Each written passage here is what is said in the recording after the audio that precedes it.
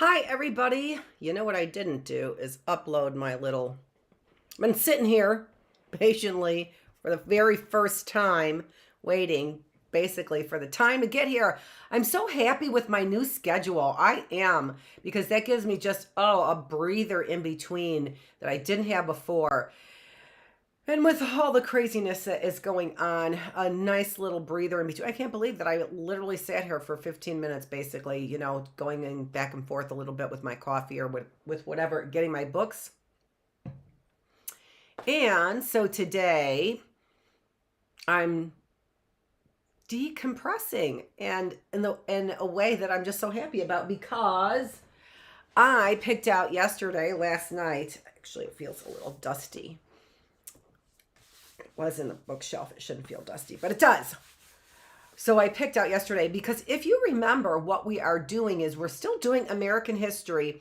We're sticking with a timeline is what I'm trying to do, sort of stick with a timeline.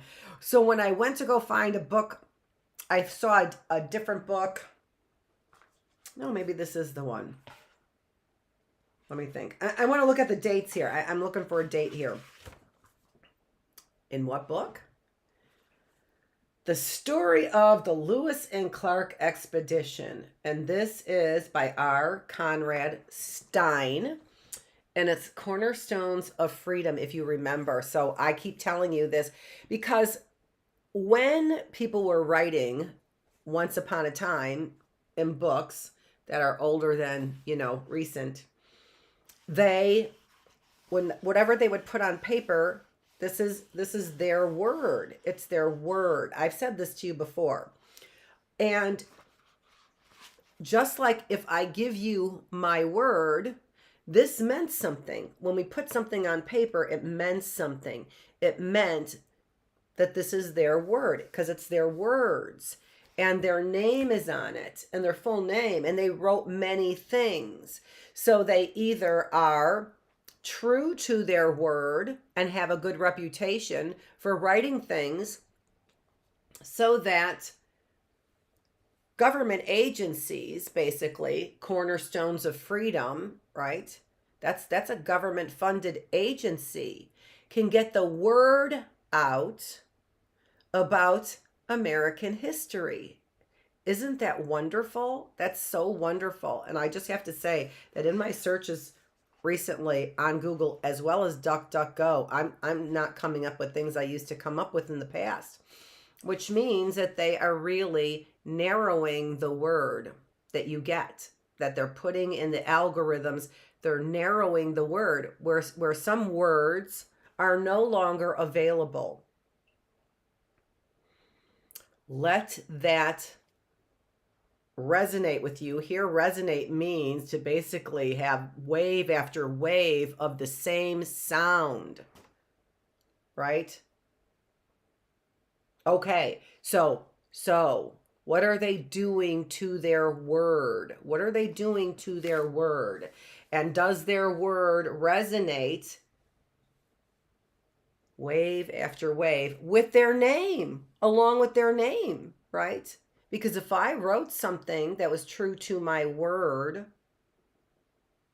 and I had worked so hard on it, remember that we have quotes here. So people had to go back to original documents to get quotes. They didn't have Google. They couldn't look up a quote. And oh, by the way, tried to look up a quote that I know is a quote, couldn't find it any longer. So it took a lot of work to be true to a person's word. It took building a reputation as well, right? And a reputation for being true to your word. It wasn't just that I decided to get half facts from Google, and then because I have a pretty face, I present it to everybody on my social media or whatever and become famous. No. That's so distasteful. And for a good reason. Because everything about it is a facade, right? Everything about it. Here, facade means fake. It's just fake. And here, fake means a lie. That's what it means. Everything about it sounds and feels like a lie. From the look, to the words, right? So if we want to know truth, it seems that we have to go back in history to get to words that were written by people who cared about their word. Are you getting words? Are you getting words from people who care about their words, right? People who wrote things down and wanted to have a reputation for what they said, like Freud, for example, right? Even if you disagree with something, which many of you do, for many good reasons, right?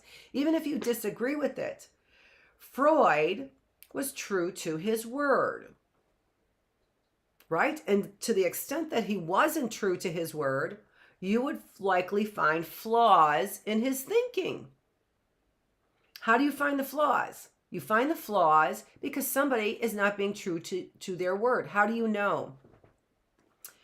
Because they don't have all the details. Like somebody who is true to their word could write many, many words about what they know, right? Because it's the truth. And we have the details and the truth. We skip over all of those details when we don't have the truth. Why? Because we don't have the words. We can't have the words. Describe that scene. What time of the day was it? Right?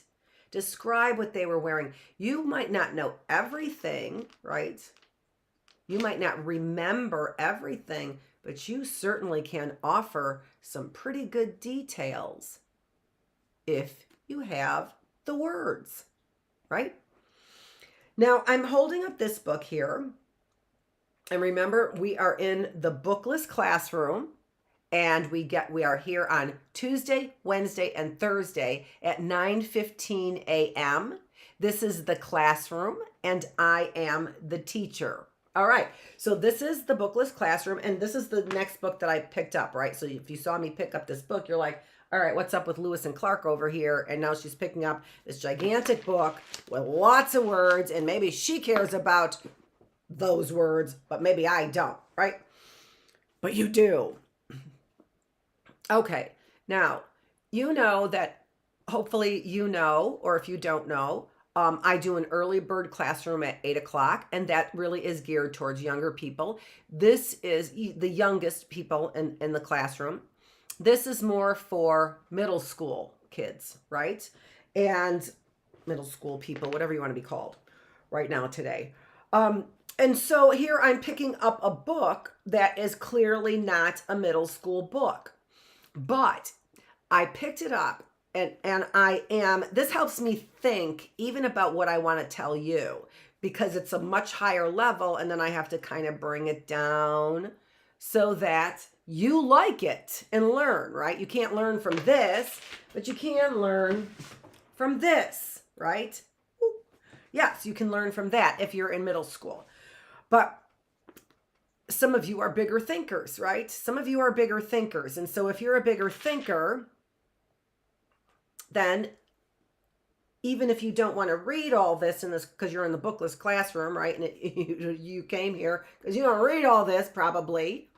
Hopefully that's a good encouragement for you to come here. That's the purpose of it. Still, I read from big books and bring to you big books. And this, to me, was like one of those coincidences that are not a coincidence, right? Coincidence here means where two things are happening at the same time and you can't explain why, right? So I said it over here in the classroom. I said this and I read it here, and it's hard for me to explain how I came across in this big fat book exactly what I said to you the other day, and I've only been in 11 classrooms, right? But I do read from this, and I did pick this up right away for the classroom, for the Bookless classroom, to help me with American history, because this was I would have to say, the most amazing book I've ever read for American history ever. And it helps me really understand in detail, because somebody has a lot of words. So there is great truth in this. This is great. There is great truth. And Morgan, Edmund S. Morgan, is known for writing this kind of taking this kind of historical look at our wonderful, wonderful country, When you hear all the people who are here today and the struggles of Americans, no matter what color they were, the struggles of Americans, this is not the struggle of one color. This is the struggle of Americans. So this is a story about the warriors and the saints and the sinners who are white, the warriors, the saints, and the sinners who are black, the warriors, the saints, and the sinners who are Asian, who are Mexican, who are Spanish, who are English, who are Canadian, who are French, who are Russian, who are Lithuanian, who are, African, who are South American, who are Arab. Oh my gosh, this is the story, although, some of these people don't really appear that much in these stories sometimes, this early history. These are stories of American history, and anyone who wants to erase your story, we do not erase anybody's story. Because why? Because the story's so interesting, it could fill books. The story's so interesting, it could fill books, right? Okay. So this is something that we've been talking about. So, and this is the thing that I said that is a coincidence, where one thing happens at one event and another event, and you can't explain why. I said these words in the classroom here, and now I'm reading these words. And let me tell you something else about the memory. It could be because I've read these words before and I had these words highlighted, and when I was looking at this book, I went back to the highlighted words. So that was highlighted. So, okay, it was highlighted. I went back to those words, and they were almost exactly what I said. My memory could have stored these words and remembered them because they were really important to me. Obviously, they were really important to me. I didn't get my water, though. In my 15 minutes of staring into space, thinking about what I was going to say, I didn't get my water.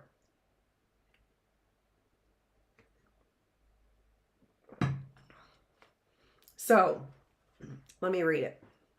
For the historian, it poses a challenge to probe the connection, to explain how a people could have developed the dedication to human liberty and dignity exhibited by the leaders of the American Revolution, remember George Washington, what we read, and at the same time have developed and maintained a system of labor that denied human liberty and dignity every hour of the day. Okay, now that I reread it, I didn't say any of those words. But I said something kind of close to it, right? I said something close to it, which was, this is about the idea that we could be humanitarians, Christians. From my perception, right? They were Christians who so desperately wanted to spread the word that they demolished human beings. What? All right, so these words are, as I've said, these words are pretty. These are pretty words. They talk so pretty. Okay, I'm going to read it one more time because they are very pretty words if you didn't understand that. For the historian, it poses a challenge to probe the connection, to explain how a people could have developed the dedication to human liberty and dignity exhibited by the leaders of the American Revolution, like George Washington, like I said, and at the same time have developed and maintained a system of labor that denied human liberty and dignity every hour of the day. Every hour of the day.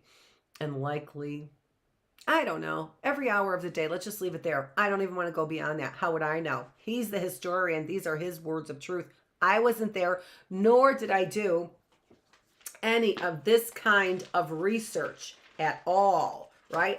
I'm just reading one of the many books that Morgan wrote on American history. But what I was going to say about this as well is that this book is not for kids. It's not for kids. Dr. Feravich, you have it on the Bookless classroom for elementary kids. All right, I'm talking to parents too, I hope. I hope parents are listening as well, right? Okay, and it doesn't mean that you're 13 and you can't read this. No, it doesn't mean that. It means that this is going to be an adult experience. Now, some young kids have adult minds and they can understand things, right, better. But that's not for the parent to put that on. See, kids know what makes them feel uncomfortable. They know intuitively, as we all do. I had a conversation about holding our breath and people who hold their breath, right? There's only one reason why you hold your breath, and that's out of fear, right? Fear that I might be heard even, right? So we intuitively know what makes us feel uncomfortable. And so we can't push things that are age inappropriate on kids because we think that the lesson is important. We have to think about common sense. We do mature, and when we're talking about maturity, we are talking about even our bodies, right? Our bodies mature from little to bigger, right? So our bodies mature as well. And in all of that, mind maturity, emotion maturity, body maturity, right? We are only ready for certain things. So this is an adult book. Although some younger people might hear me and say, that I am curious about. And not curious about it because it's for adults. No, curious about it because you want to know the truth about American history.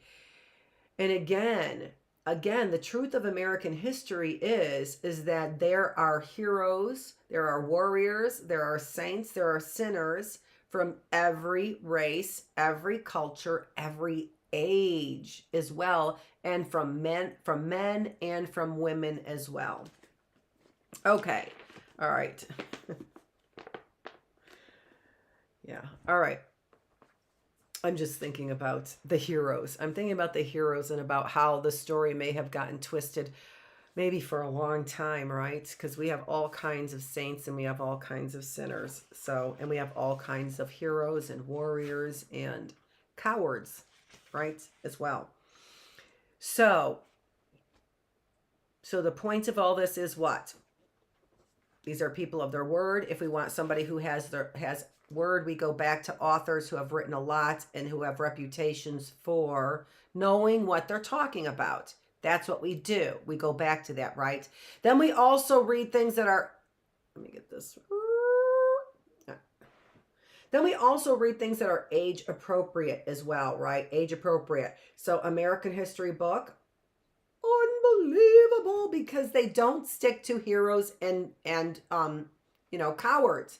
They give you all the details. Look, it's not a Disney movie. It's not a Disney book. It's not a Dr. Seuss book. No, it's not. Look at all the things they had to say. Look at all the details that they had to give you about all the saints and all the sinners of all colors and races. Okay? Read a book. Read a book. Okay. And now I'm going to read a book for you. I think people like when other people read. I think I've said that before. Okay. Let's get to it.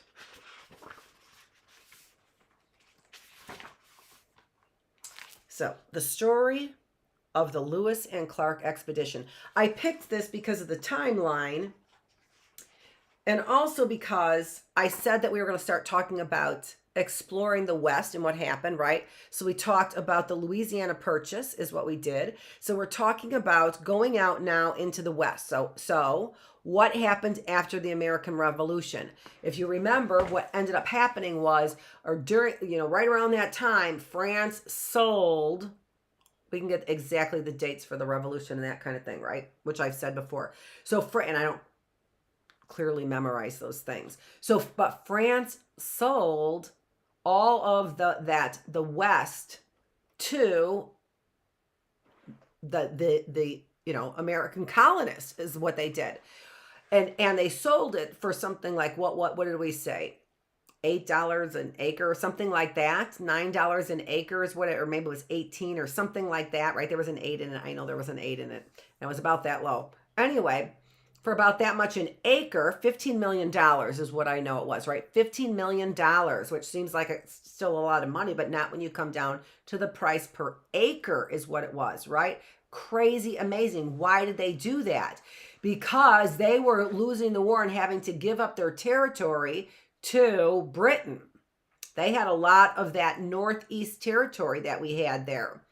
And they were having to give up territory to Britain. And so what did they do? They sold it to the colonists, right? So we won our independence, which meant that the British could not come and take our land, which was now all that we had purchased in the West. What was west of there, even California, was owned by Spain, who was coming up from Central America, Mexico, and then owning California. And then above that was Oregon territory, if you remember. And I'm not putting up the map because I'm going to stumble through it if I put up the map right now. Although I really shouldn't I? Oh, what time is it? 9:37. Let me just see if I can't get that map.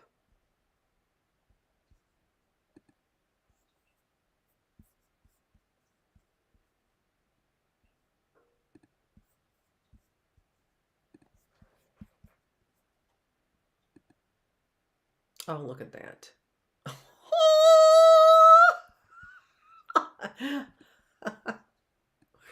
All right, there we have it right there. So we've got Oregon country all the way to the west, you can see, and Spain. I am thinking that France owns Oregon country, but I don't know for sure. We have got Michigan territory, Illinois, Indiana, Ohio area, Mississippi territory, right? And then, but there we have, I'm looking at that, trying to remember what ended up happening. Those are the territories that we got. And I think that France had to give us, right? France had to, it was, British took them away, Michigan, Indiana, Illinois, and maybe even Mississippi, I'm not sure. I can't remember what those colors meant. And in fact, I don't think the colors were on the map so much. So the Ohio territory, that's what the colonists got as well, right? And I think the blue territory was what France had. But somebody can write in the comments and correct me if I'm wrong. And don't forget to subscribe. I'm learning that from Russell Brand. Okay, anyway. So Louisiana purchases the green area there that we purchased in 5. Oh, well, the big print says 1803. Louisiana territory, it says 1805. So 1803, maybe that's when we purchased it. So right around there, we've got a pretty good idea of what we're talking about for the purchase there and the land territory. So now what are we doing? We own it. We own it. And so what are we doing? Exploring it, of course. And for what? And for what? For the same thing we've always wanted to explore things for gold, right? Now, I don't know that Lewis and Clark were looking for gold. They were explorers, right?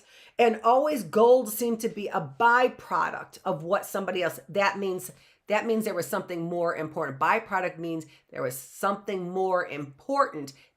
They ended up getting something less important in their travels to get something more important. It was a byproduct of to the explorers. Gold. Why?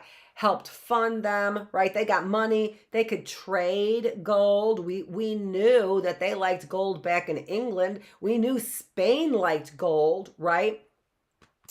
So I'm an explorer, and if I find gold, that would be awesome. But don't forget, we also then had the gold rush, the California gold rush. So that had to be when we got California, right? From Spain, obviously. We haven't even gotten there yet. let's look at Louisiana Purchase, Lewis and Clark Expedition, which is what they're exploring now, that area. I'm pretty sure. I might be corrected. I haven't read the book, but I'm excited to read it. Illustrations by Lou Aronson. See, this is from the Library of Congress. That's what I'm saying. So government spent money, and this is a social program, right? So when people are saying, oh, no social programs, this is a social program to get American history books that are age level appropriate, that has good truth in them, right, into our kids' hands. That's a social program. On the Missouri River, Captain Meriwether Lewis issued a one-word command: sail. The men in the long keel boat hoisted the square sail. Other men in two slender rowing boats called pirogues, I'm pretty sure that's how you say it, followed the keel boat, although I've never heard of a keel boat either. On the bank of the river, a man led the group's two horses. The Lewis and Clark expedition, a force of more than 30 men, was beginning the most exciting mission of exploration in American history. The men had been ordered to travel through the little-known Louisiana Territory, enter the unknown Oregon country, and finally reach the Pacific Ocean. So maybe we owned Oregon country there, because I don't know how he could travel into it unless France allowed us to. I don't know. Could be. Lewis and Clark, aren't they French explorers, basically? In the early 19th century, knowledge of the American Northwest was so incomplete that Lewis and Clark were given what turned out to be some very strange requests. They were asked to look for the descendants of a mysterious Welsh prince named Madoc. Name sounds a little familiar. According to legend, Madoc and a band of followers had left the British Isles to sail to the New World some 300 years before Columbus. Another request came from Benjamin Rush, a famous doctor and a singer of the Declaration of Independence. A signer. I'm like, how is he singing? Is there a Declaration of Independence song? Okay, so Benjamin Rush was a signer of the Declaration of Independence. Rush asked Lewis to observe the religious practices of the Western Indians. A popular belief was that those Indians were descendants of the biblical lost tribe of Israel, and Rush wanted to know whether their religion resembled that of the Jews. Okay, can I just stop and have a mind-blowing... Did I not say that? Have I not been saying that there have been travelers from that area that came into Mexico? I said the Canaanites is what I said. Do you see how interesting it is when people stop thinking that Bible information is a fantasy and they begin to realize the reality of this, and then realize how many people believed this and actually scientifically documented much of this? Hello! Okay, that is crazy to me. And that lost tribe, I think, is the tribe of Benjamin. I'm not sure. I think it's the tribe of Benjamin, but I'm not sure. I think I just said that. Rewind. I think it's the tribe of Benjamin. Okay. I have the book down here now because there's no pictures. So no sense holding it like that. All right. Even Thomas Jefferson, sponsor of the expedition and one of the most intelligent Americans in history, believed that great woolly mammoths might still roam the foothills near the Rocky Mountains. Could you imagine? Every member of the expedition knew that Indian country lay immediately ahead of them. They would soon confront the Sioux warriors. This is how you spell Sioux. We know that we had Sioux Indians in Michigan. I know that. I know, I'm pretty sure I've read that. I'm quite sure. And don't we have something up there that's Sioux, named Sioux up there? Sioux. The Sioux warriors, the most feared tribe of the American frontier. Beyond the Sioux country was a land known only to Indians and a few hardy fur trappers.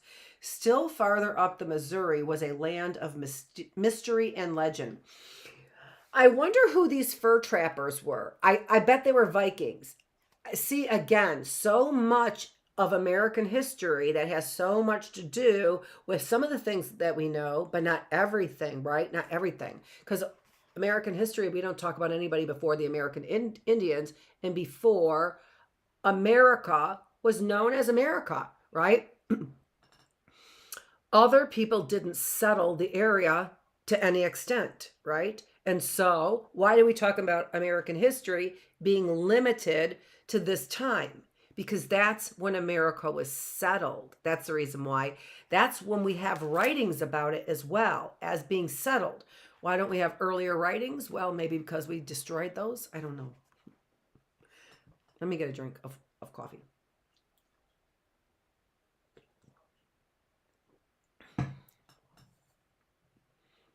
I set out at 4 o'clock and proceeded under a gentle breeze up the Missouri, wrote William Clark in his journal on May 14th, 1804. So again, here, this Library of Congress collected these times, dates, and material and put it together to have facts in this book. With those words, the explorers left the frontier community of St. Louis. All right. The Lewis and Clark expedition plunged into the unknown. So, Lewis and Clark expedition started in St. Louis. I think probably people know that. And again, St. Louis is a French name, right? So, see how it's spelled? That makes me think it's French. And, you know, Saint up there too, but I don't know why that makes me feel it's French. I'm not sure. I just feel it. Feels that way. And I think I heard that they were basically, well, right here. Hold on. Maybe if I be quiet, I can read. Just a few months before the expedition left St. Louis, the United States and France had concluded the largest real estate transaction in history. At that time, Louisiana was not a state on the lower end of the Mississippi. It was a huge territory in the middle of the present-day United States, which is what we said, right? Which was what I showed you. In 1803, the United States bought the land from France for $15 million. Overnight, the Louisiana Purchase doubled the size of the young republic. Little was known about the newly purchased land, and President Jefferson was eager to have it explored. To lead the expedition, he chose Meriwether Lewis, a fellow Virginian. Lewis was an energetic leader and a perfectionist who mastered every detail of a project. Jefferson and Lewis agreed that the expedition would be called the Corps of Discovery. The P here is silent, right? The P there is silent. I don't know why it's spelled that way and the P is silent, probably because it's probably French. Probably is. Lewis was then 28 years old, an Army captain serving as Jefferson's personal secretary. Let me make sure you've got the picture in there at least. The thought of exploring a vast new land excited him more than anything he had ever dreamed about. So he's not really caring about gold. He wrote his fellow Army officer, William Clark, asking him to share command of the expedition. So there's Clark. The two enjoyed a perfect friendship. I will cheerfully join you, Clark wrote back. I do assure you that no man lives with whom I would prefer to undertake such a trip as yourself. Here's quotes, right? There are quotes. So he actually said that. And they actually got those quotes then from something that he wrote, right? In his journal, likely, right? In his journal. It is difficult to imagine how two men of such entirely different personalities maintained such a close friendship. Lewis was deeply serious about all aspects of life. He preferred being alone and was given to attacks of depression and brooding. That's very interesting, isn't it? Because this was written when we really weren't talking a lot about depression. Let me see, because I think it was like, wasn't it something like 1987? Let's just take a look at that. No, 1978. 1978. So here's some truth maybe to the fact that we did not necessarily diagnose a lot of depression earlier on, right? That's very interesting to me. So, and then here they are, men as well that are having depression. So that is really interesting. Clark, on the other hand, was an outgoing person who liked to laugh and tell jokes. He had flaming red hair and a bright smile. The two had some things in common, however. They were both experienced woodsmen. They were superb leaders, and each of them was a crack shot with a rifle. Okay, so things in common. That's good to look at things in common. As they sailed up the Missouri, the river itself became an enemy. Hidden rocks and dead trees floating in the water could tear the bottom out of the boat. Early in the journey, the two leaders discovered that Clark was more skilled at steering the keelboat than was Lewis. So Clark handled the rudder of the boat, while Lewis, the loner, walked along the riverbank. He was usually accompanied by his pet dog, a large black Newfoundland,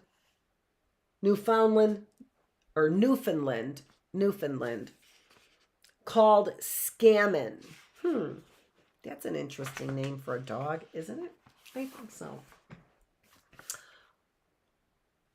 He's probably scamming for something. That's what it is, right? He's scamming for something. Although the river was sometimes an enemy, it also provided food for the explorers. In those days, when only a few Indian tribes hunted in the forests of the area, game was abundant near the riverbank. Hunting parties tracked game a mile or two ahead of the boats. When a deer or an elk was killed, the carcass was hung on a tree by the riverbank so the men in the boats could haul it in. Of course, there was plenty of fish. Almost any kind of bait could be used to catch trout, bass, and catfish with ease. The men once caught a huge catfish, which they guessed weighed close to 100 pounds. They proudly showed the fish to an Indian walking on the riverbank. The Indian nodded as if to say, "Pretty good fish." Then he said through an expedition interpreter, "Wait till you get farther upstream. There's where the really big ones are." That's so interesting, isn't it? That's so interesting to me. So there's a quote there, which means somebody actually said it. So it must have been in a journal. But then he said through an expedition interpreter. How'd they get that? You know what? If you want to go down a little bit of discovery because you're curious, I would find out more about expedition interpreters. Who were they? They literally had somebody who what? Spoke the Indian language, right? The Sioux Indian language? I don't know. Probably not the Sioux Indians because why? Because they were violent. And it doesn't tell us who the Indian was. It just says there was an Indian walking on the bank. So it probably was not a Sioux Indian. And this is also interesting too because it clearly shows that they are getting along, right? It clearly shows evidence that they are getting along. So I can infer. I can draw a conclusion. That's what infer means.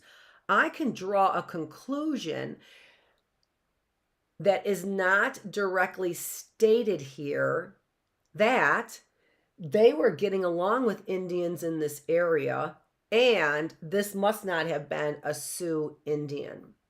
Look at that. So I made an inference is what they call that. I drew a conclusion that was not directly stated based on the evidence or based on what was stated, right?